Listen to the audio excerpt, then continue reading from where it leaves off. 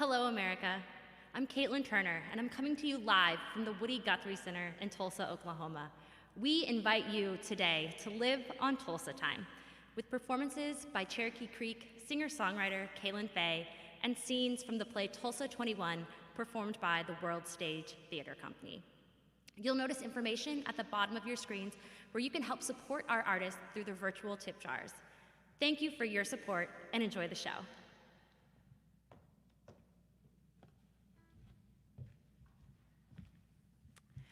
Osio, I'm Kalyn Faye, and this is Matt Majorkirth joining me today on cello. And we're really excited to be here and share songs with you. So the very first song I'm going to share is called Long Time Comin'. It's off my second record called Good Company.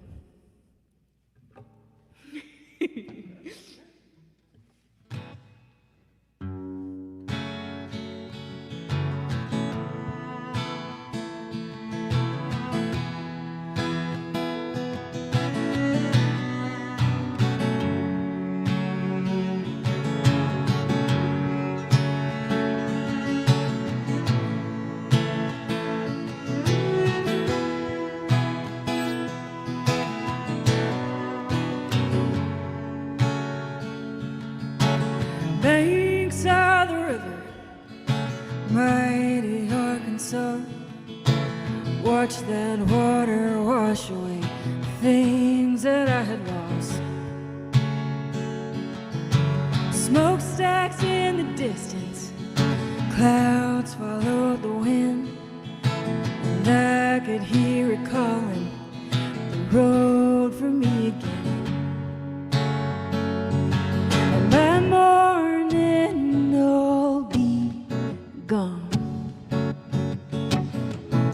Lonesome heart with a lonesome song, and by the evening they will say,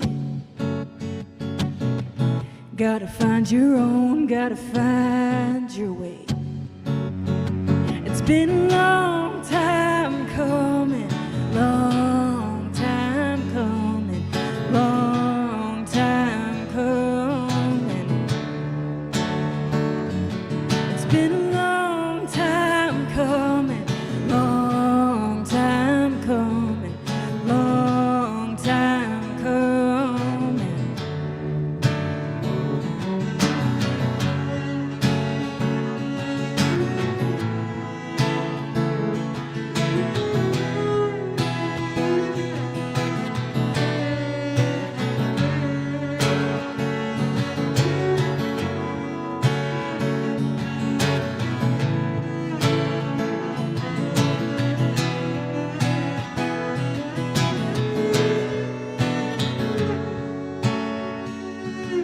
And I watched the sky grow heavy, dark with coming storm.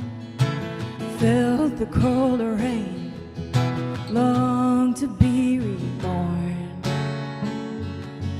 And I know it ain't easy leaving what you know, but sometimes life surrounds you and you miss that open road. By morning I'll be gone. A lonesome heart with a lonesome song, and by the evening they will say, gotta find your own, gotta find your way.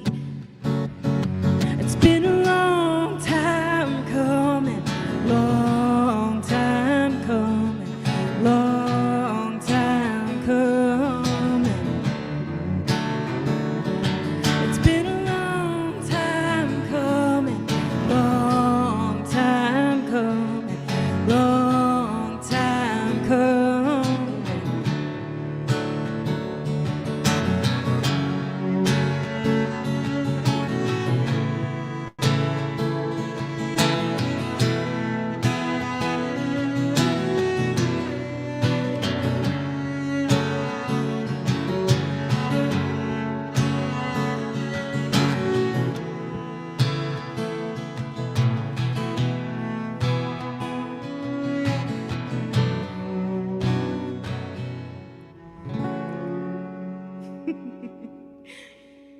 Thank you all so much for streaming and listening and tuning in. It's a real honor to be here at the Woody Guthrie Center performing for Arts Across America for the Kennedy Center. As a Native kid, it's a big deal.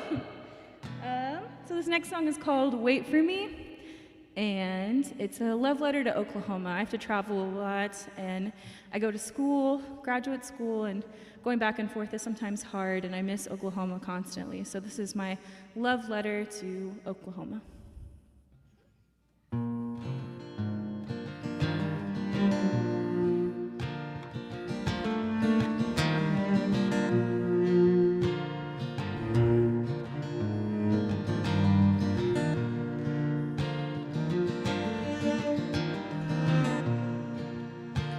Well, Mama, I've been a rambling gal, and it's safe to say ain't nothing compared to the way the wind speaks on your rolling prairies. Won't you wait for me? Won't you wait for me? When I'm lonely and tired, too tired to roam, won't you wait for me?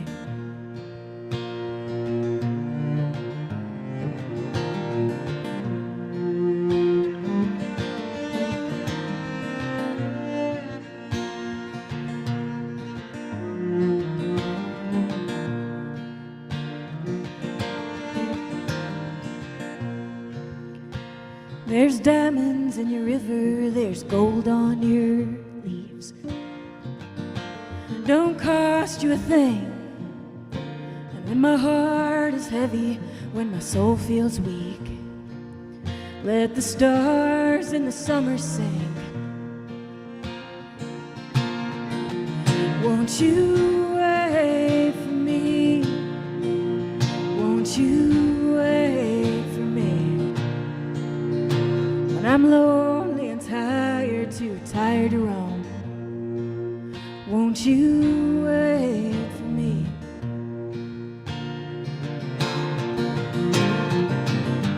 And will you miss me when I'm gone?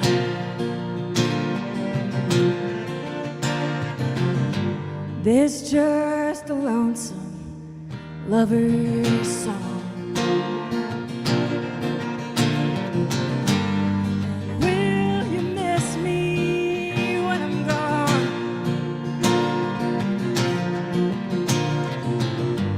This just a lonesome lover's song.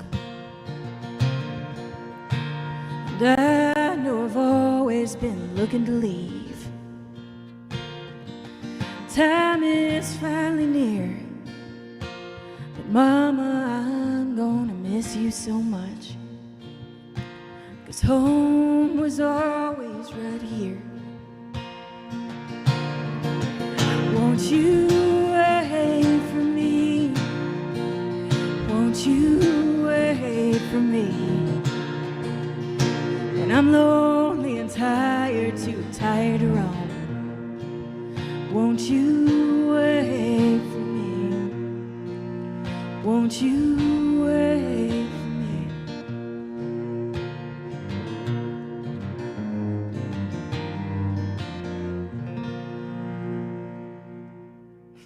Nice.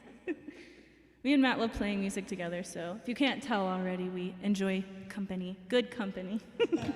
That's a joke, look it up. This next song is called Baby Don't You Worry, and I always dedicate this song to my parents. They fell in love and got married young and had me young, and it was really great to see how they worked through so many problems and got through it all. And sometimes these kinds of relationships take hard work, and I appreciate the hard work they did. So this song's for them.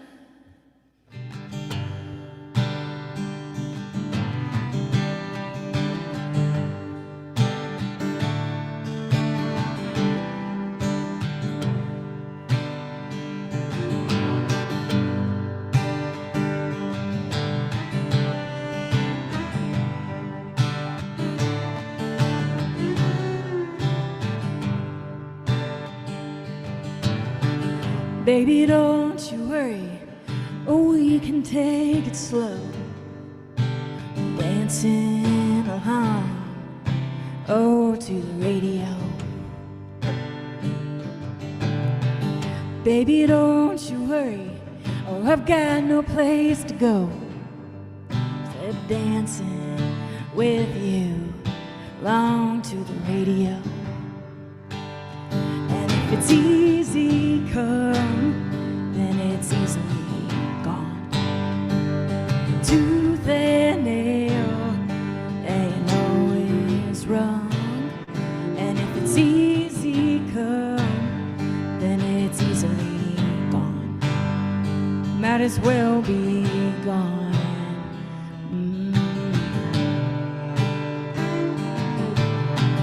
Baby, don't you worry, oh, if I've got the time, just as long as you promise, oh, you'll always be mine. So baby, don't you worry, oh, if you're on my mind, just as long as you promise, oh, you'll always be mine. And if it's easy come, then it's easily gone. Tooth and nail ain't always wrong. And if it's easy come, then it's easily gone. Might as well be gone.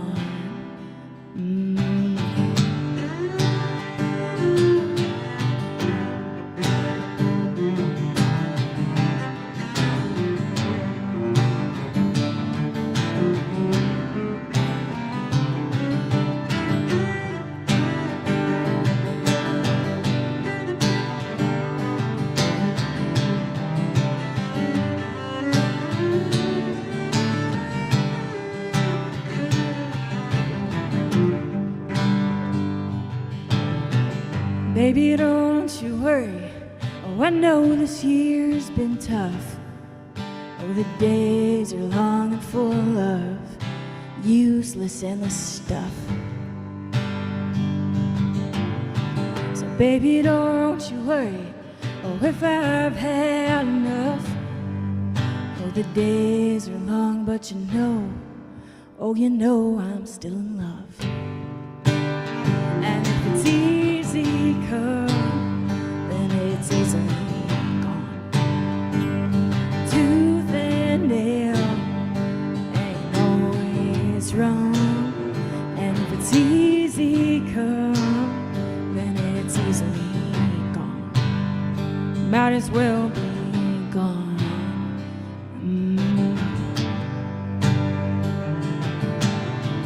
Baby, don't you worry, oh, we can take it slow. Dancing along, oh, to the radio.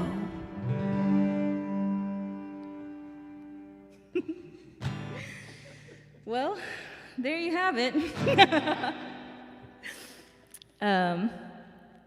It's really weird not having like a live audience these days, and I miss that like relationship you have with people and getting to like laugh and joke and hear from the audience and get to know people afterwards too. But I am really thankful that this space, this virtual space, has created even more opportunities for people during this time. Things that they wouldn't have normally got to do. But this song is called Spotted Bird, and I don't know how many of you all know how I feel about owls, because you don't know me, but I don't like owls very much. They're considered holy animals and kind of like, we call them stigini, but they're sort of harbingers of death, not to get too deep here. But they're scary, and I don't like them, so I wrote a song about how I don't like them. So here you go.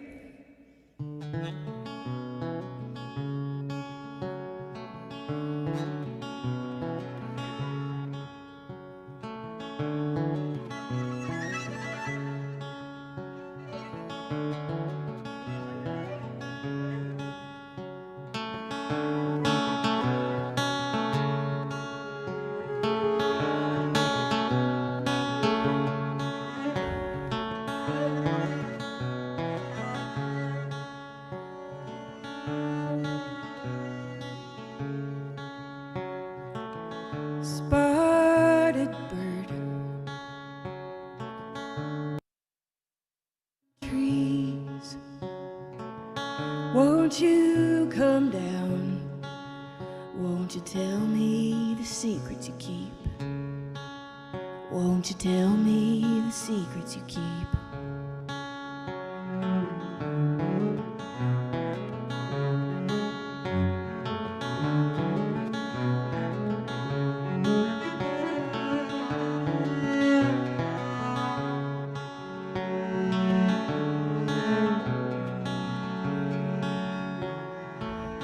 Have you seen the heavens? Have you flown to the seas? How does the moon feel as the night touches your wings? As the night touches your wings. Spotted bird, it's a quiet song you sing. You've got some news I've heard. Does it have to be for me? Could you just let me be?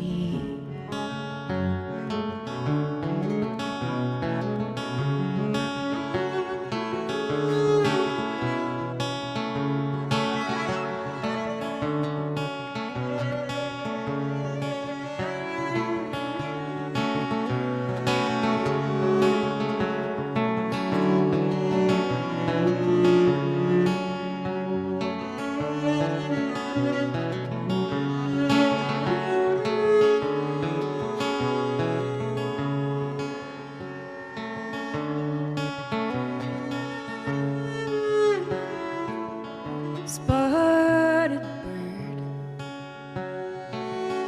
is it my time to go? Can it wait a while? Can you tell me the secrets you know? Can you tell me the answers before I go? Spotted bird, it's a quiet song you sing. You got some news I've heard. Does it have to be for me? Spotted bird, it's a quiet song you sing. You got some news I've heard. Does it have to be for me? Does it have to be for me? Could you just let me be?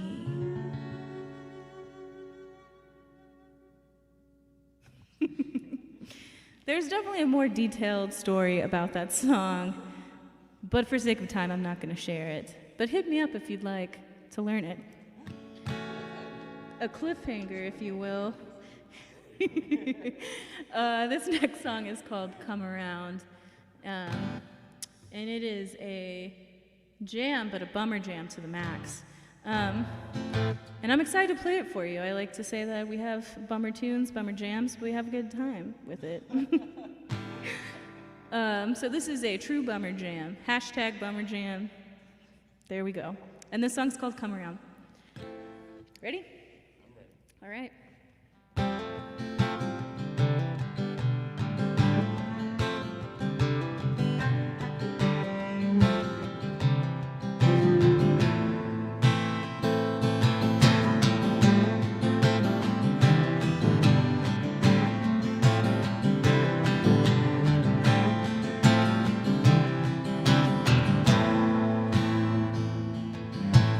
Missing this feeling of a long-lost lover. Is it pride I feel or an ache that I suffer? I'm just missing things that I can't seem to get over.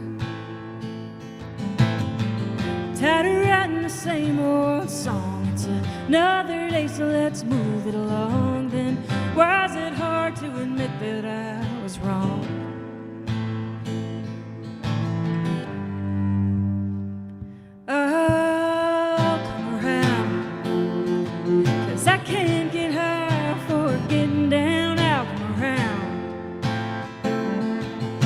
Find my feet on steady ground. I'll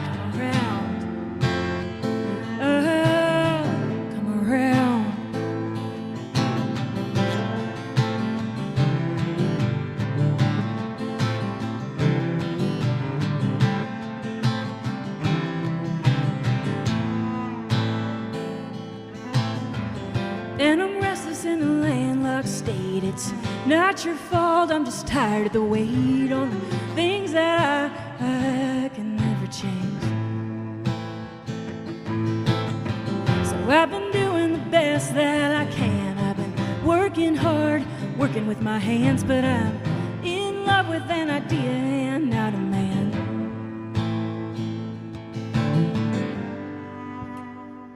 I'll come around, 'cause I can't get high for getting down. I'll come around,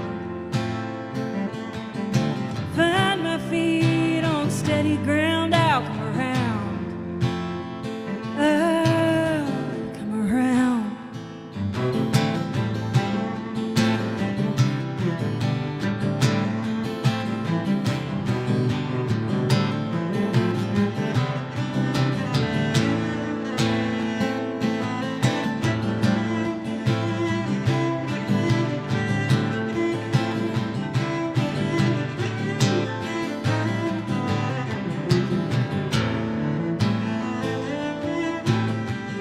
I've been praying to a man in the sky, but time still keeps passing me by, and I can't help but ask myself why.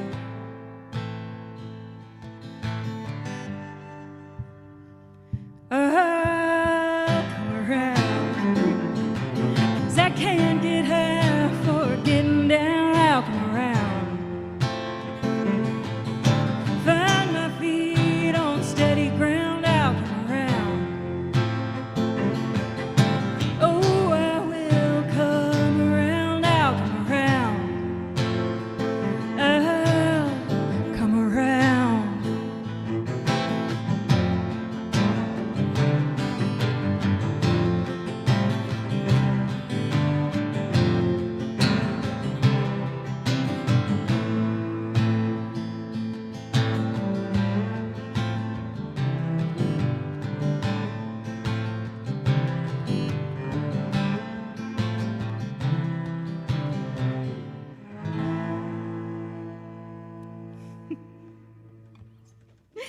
Thank you all again for tuning in. I'm Kalyn Faye, and this is Matt Major Kurth over here on cello, just doing a killer job. So if you're at home, give him a clap. I'm sure he'll feel it. And we have the wonderful Jerry Wofford running sound for us here, and he's done so much to help us and support us in this area. Yes, definitely. So this next song is called All Right in the End, and it was kind of a note to myself when I wrote it to remember that there's a silver lining, and yeah, we're all just trying to get through. Okay, here it goes.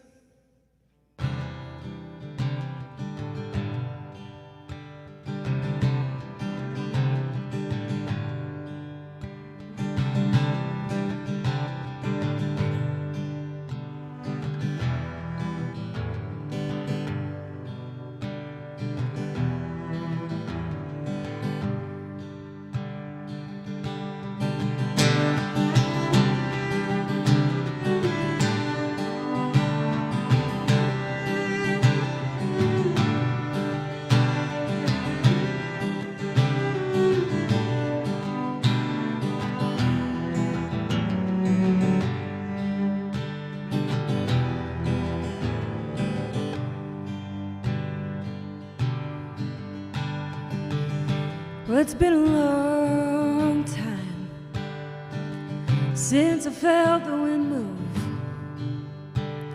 strong and swift like a river's current, cool like the prairie moon, cool like the prairie moon. And the train's been humming sweet familiar tune, and I've been humming my own song. It reminds me of you. It reminds me of you. And the stars, they're shining over Tulsa, gold in the night. I'm sure shrouded in blue. Oh, the stars, they're shining over Tulsa, and I hope that they're shining over you too.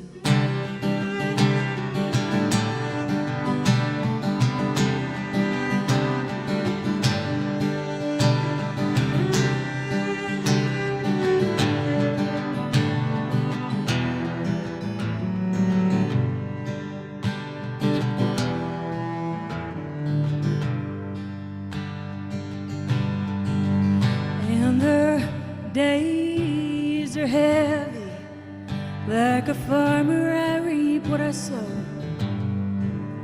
But the goodness around me could break all the levees.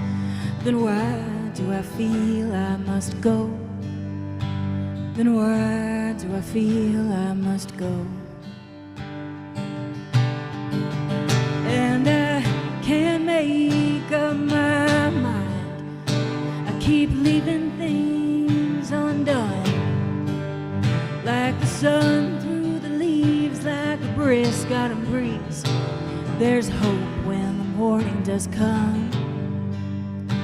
There's hope when the morning does come. And the stars, they're shining over Tulsa. Gold in the night, I'm shrouded in blue. Oh, the stars, they're shining over Tulsa, and I hope that they're shining over you too.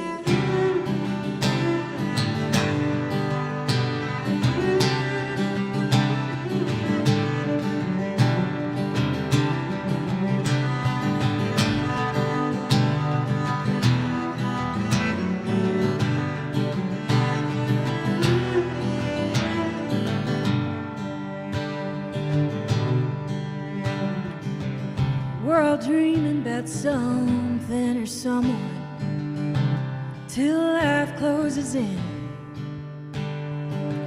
Ain't it funny how things seem to work out all right in the end? All right in the end.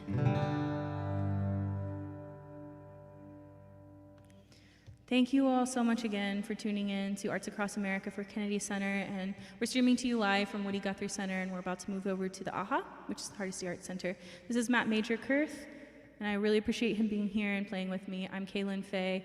Thank you so much for having us, Wodo.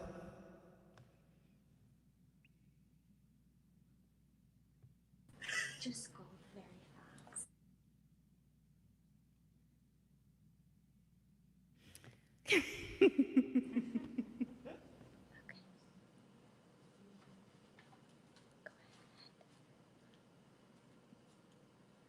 Go ahead. Hello again. I'm now here at AHA Tulsa with director Michelle Collins. Excuse me, Michelle. Michelle Collins. Michelle's going to introduce us to the scenes that we're about to see today. Michelle? Yes. Thank you and good afternoon, and I want to welcome you to the hybrid reading of Tulsa 21 Black Wall Street, which was written by Tara Brooke Watkins.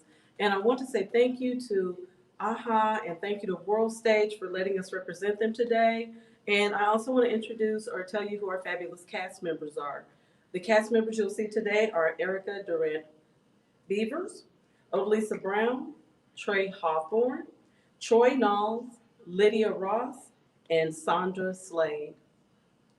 Throughout the spring and summer of 2017, Tulsans volunteered to participate in story circles and interviews. They shared personal stories about racial tension in Tulsa, as well as ways that they related to the history of 1921 massacre. All stories in this play are true stories from survivors in 21 and from the Tulsa residents in 2017. Let the stories be heard. Thank you.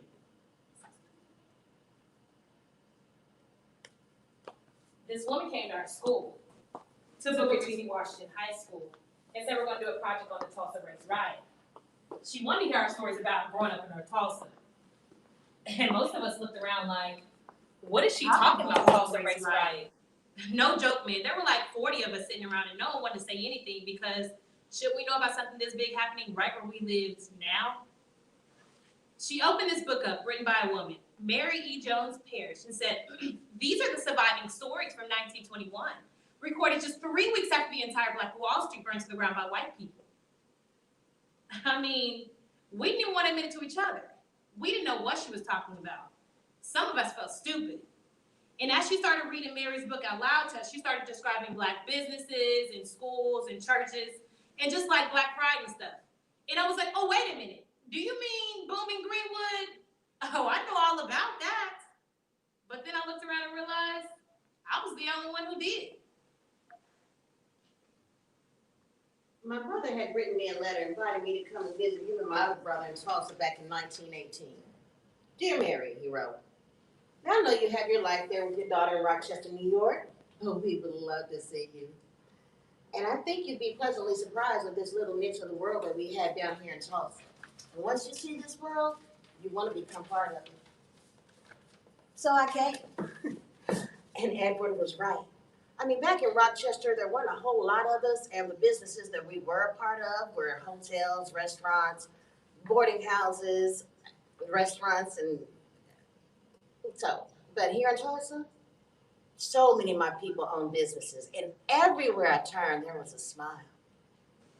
Every year at Mary Anderson Elementary, we all had roles to play. I remember one year I played a delivery boy. Some lady sold me chicken one year. I knew all about the riot because I felt like I lived that life.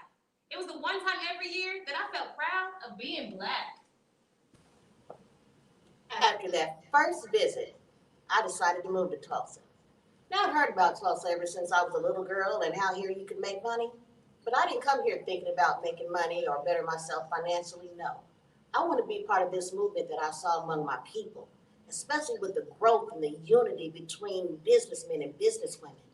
I had no idea that this part of Tulsa, Black Wall Street, was known as its own city. But of course, you have the white media referring to it as Little Africa.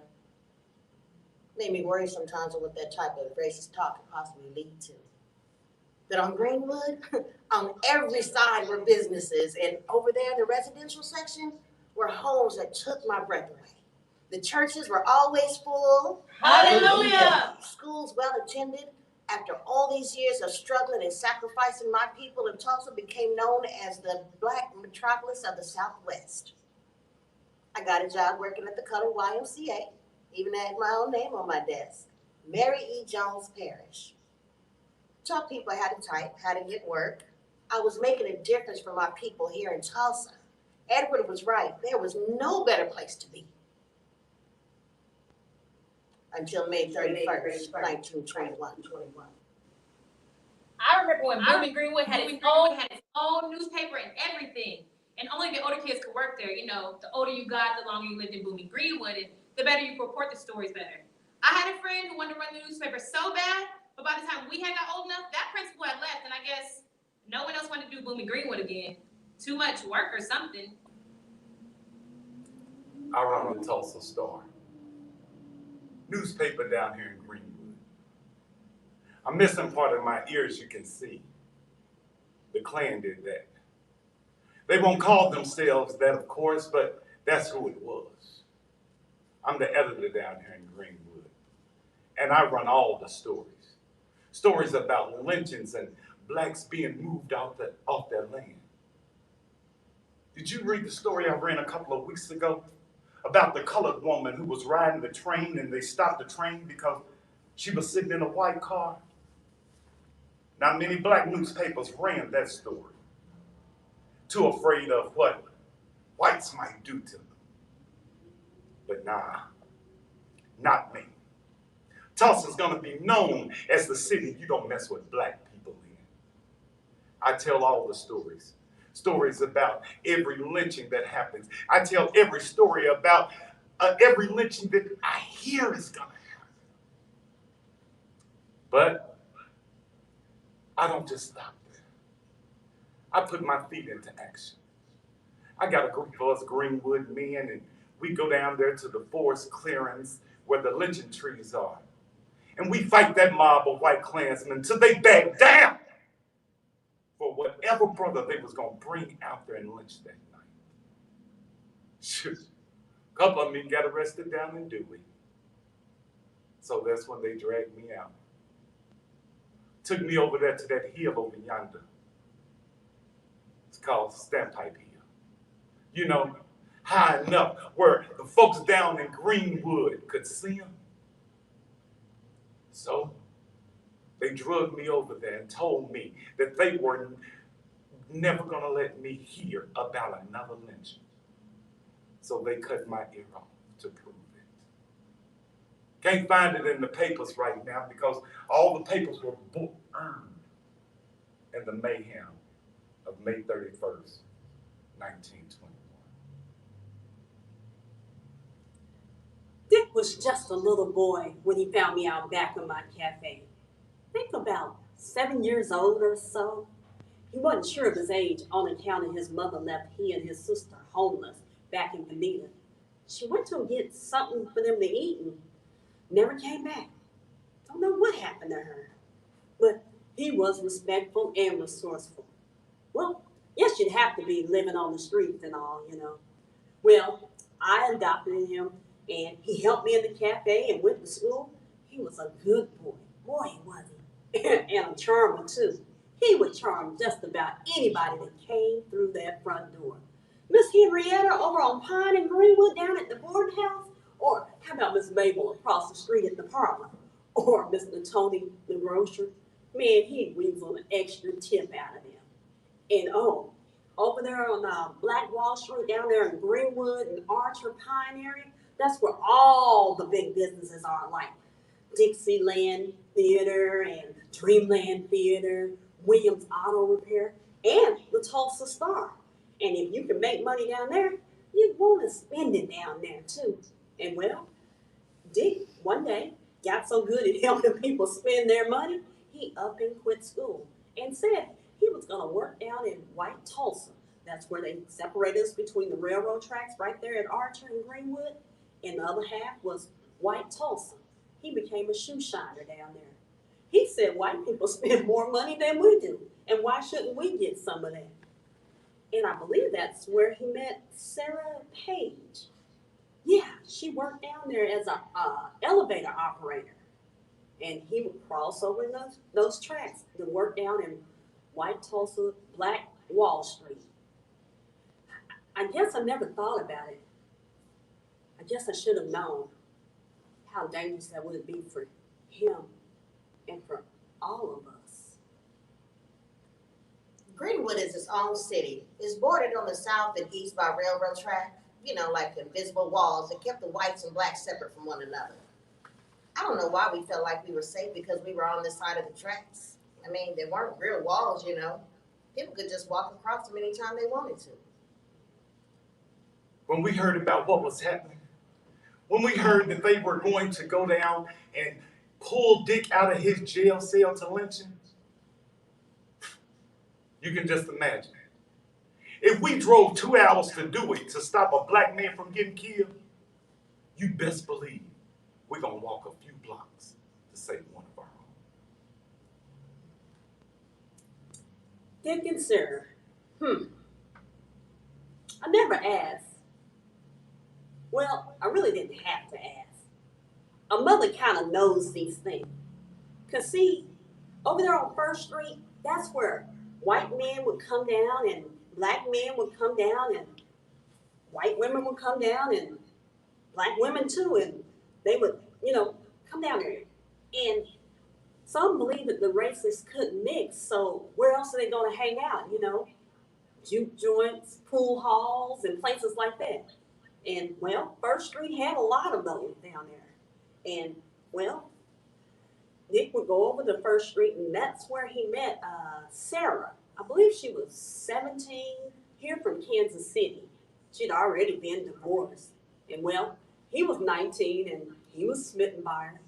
So he'd see her every day on the elevator where she worked. And at night, he'd see her over on First Street. I remember on May 30th, I looked out the window here at Tulsa Star, and I saw Dick running as fast as he could down to his mama's cafe. Dick come running in here, all scared and everything, saying that the white policemen were after him and that I needed to hide him. Every black woman mother's nightmare in America. Didn't take us long to get the full story, because pretty soon Barney's Cleaver's police car comes screaming down the street. Must be hard being a black police officer, especially when you know you got to arrest one of your own.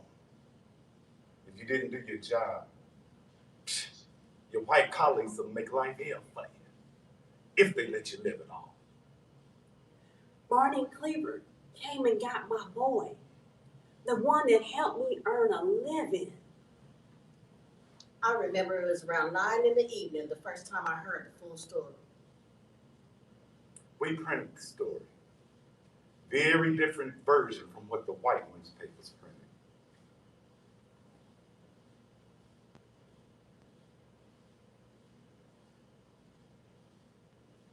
Wouldn't be the first time a white woman accused a black man of doing something that had never happened before. Well,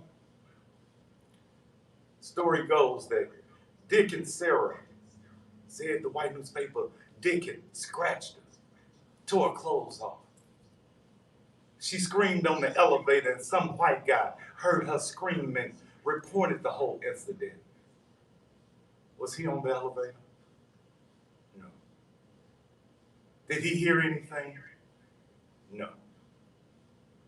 Who knows what happened on that elevator? Dick and Sarah. That's it. Dick said he barely remembered a scream or something. He tripped trying to get out of the elevator and bumped into Sarah. And Sarah went down to the courthouse the next day and said nothing happened. She just got mad at Dick and hit him with her purse. She really went out of her way to get him out of jail. And like I said, it wouldn't be the first time a black man was accused of doing something to a white woman and nothing ever happened. If you ask me, the Klan planned this whole thing. They knew Dick and Sarah rode that elevator and would go down and hang out on First Street. Said riots are spontaneous and out of control. Well, they went down on that First Street. And Dick and Sarah, if we think about it, what do race riots have in common? A white woman accusing a black man of something physical. Little mob starts getting together, and man, that's what happened.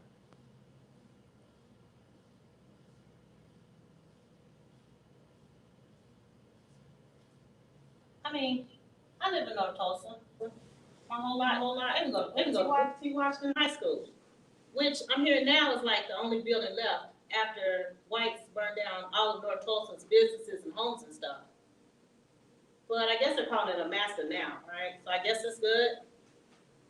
But we fought back, didn't we? My ancestors didn't let them come across the tracks and murder them. They defended themselves. So I guess it can't be called a massacre either, is it? I live in North Side. It's not all black people, you know. I have neighbors that are white and Hispanic too. And damn, it is hot in the summer. Our AC is always broken and I hate it. I mean, you're saying riot, but I've seen riots on TV. What you're saying doesn't sound like a riot. I picture car windows being smashed with baseball bats, but you're saying whites were doing the damage. And it was more than broken windows. It was them killing us and burning our homes to the ground. How was that a riot? During elections and stuff, you hear people talk about race in North Tulsa. Black people, poor whites, Hispanics. I've always heard that blacks have more of a right to be here, but I never really knew where that came from. And besides, I wish we could all just come together. I mean, Northside is all of us now. Why can't we all fight for each other? Buy for a grocery store we can all use. And why does Tulsa only care about North Tulsa during elections? Man, check it. It's so obvious. I mean, I live in North Tulsa. It's cool. But it feels like we're always being watched. You know, like the police are always there, even if nothing's going on. You know, you asked us about the Tulsa race riot. I went home and I asked my grandfather. He's a crossing guard at Booker T. As soon as I asked him, he launched into this whole thing. Honey, don't let them strip you. They're still trying to strip us to this day. They tried to strip us of Greenwood because they're scared of us rebuilding. Because they don't tell you that part. They don't tell you that part.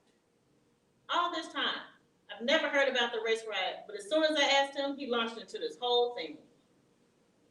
I went to my friend's house one time, and he had AC. I could not believe what a difference it made. It felt like such a luxury. Something small like that, you know, make you feel like you're rich. I don't know how to put it. I remember just laughing a lot and feeling calm.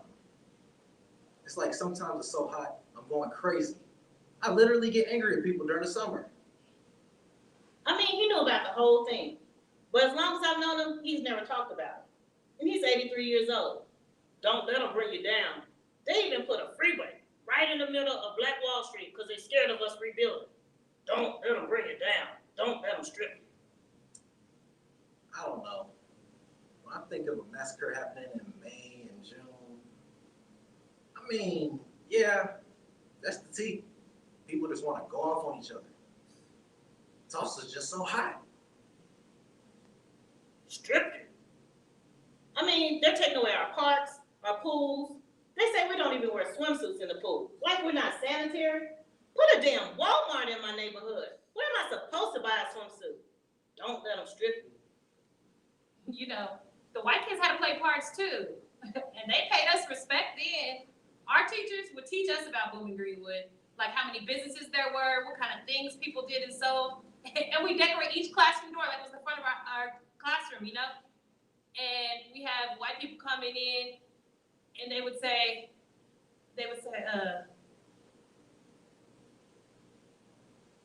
Black Wall Street. And even then, they would just say, Booming Greenwood.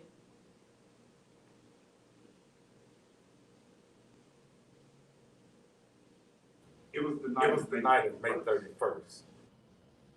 I won't go into all the details because they have books printed over this event now. I say event because what else do you call it? Mob violence?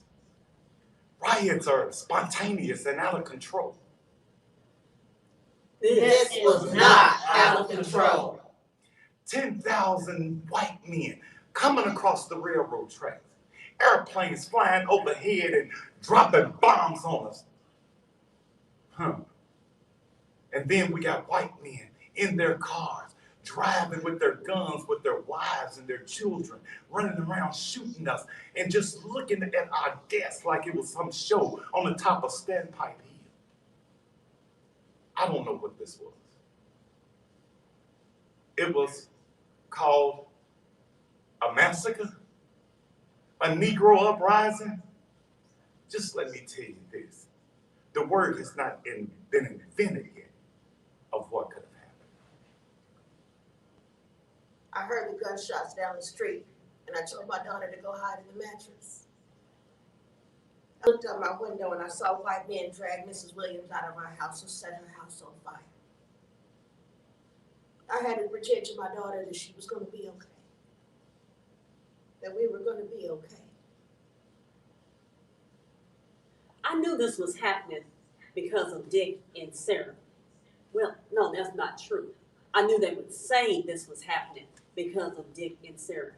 And whatever the white people say, that's the story that gets passed down. And believe me, I wanted to tell every Negro child that came into my cafe the truth. But when you've seen your neighbors dragged into the street and killed, and you had your house burned down, I'm not proud to say it. It's enough to keep you quiet.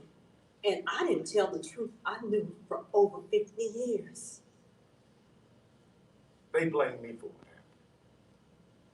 They were just looking for any black man in Greenwood, and I was their target.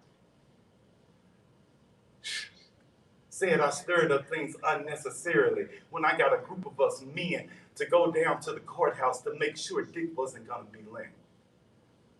How few of us Greenwood men gonna stir up all of this when they got mobs forming right outside of their doors? Sure, blame the black man for telling the truth of the story. I tried to go home, but they wouldn't let me out on the streets because I didn't have a peace badge. You see, it was this white card we had to carry with us or keep on our purses to show to the home guards that we were peaceful. Now, these home guards were white men that were part of the killings. Now, they were making us out to be the violent ones. I didn't get a peace badge because the only way I could get one was to have a white person that know me come downtown and vouch for me and say I was safe. I didn't know any white people. See, in Tulsa, a lot of us didn't have to make a living working for white folks, so we didn't get to get a peace badge. And so we didn't get to go home. We had to stay in the internment camps. I stayed at the ballpark for the next week. Didn't have a home to go to, no newspaper office. They would only let you out for work and home. They took both of those.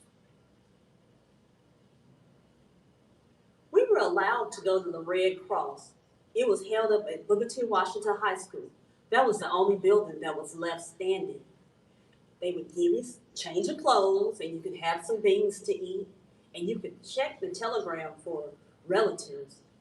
But I knew Dick wouldn't be sending me no telegram. I could just only hope that he made it out somehow.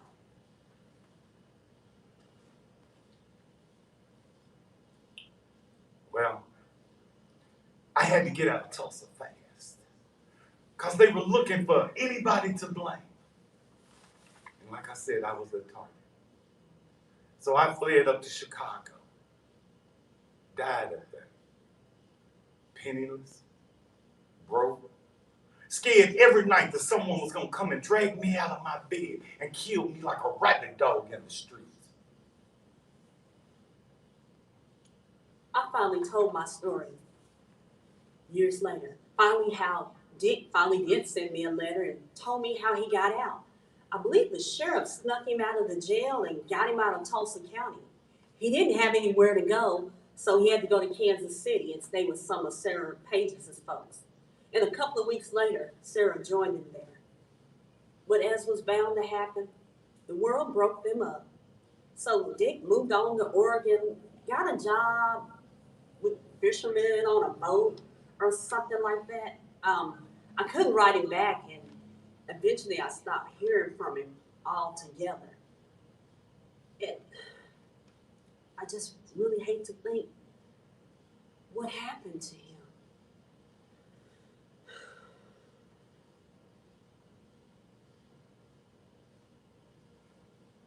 I fear that the story would get twisted when told by white folks or not told at all. Maybe that's what I worried about the most. What would our young people grow up thinking about themselves and their worth if they never saw the black business owners and the pride and strength and resilience I saw in so many colored faces back in 1918? Who would make sure that our great-great-grandchildren knew we fought back and fought hard and even built Black Wall Street within 2 years' time? And so, I gathered all the survivor stories that I could. I wasn't surprised to find no one wanted to publish my book, so I got all the money I had and I published it myself. The true stories of the survivors. The stories must be told. I'm glad for as long as I lived in Tulsa. I lived for telling the truth about people. I told the story. I wasn't ready to tell my story for years. But when I was ready, I'm so glad that there was somebody there to listen. I'm always gonna think of it as booming Greenwood. You could talk about riot and massacre, and I don't know what, but to me, it's always gonna be booming Greenwood. That's how I learned about it, and because I lived in it. Even if it was just in school playing a part, I felt it. I was Black Wall Street, and the white kids were too, and they remember because of that too. I know they do. Booming Greenwood, we were all black. We were all Black Wall Street.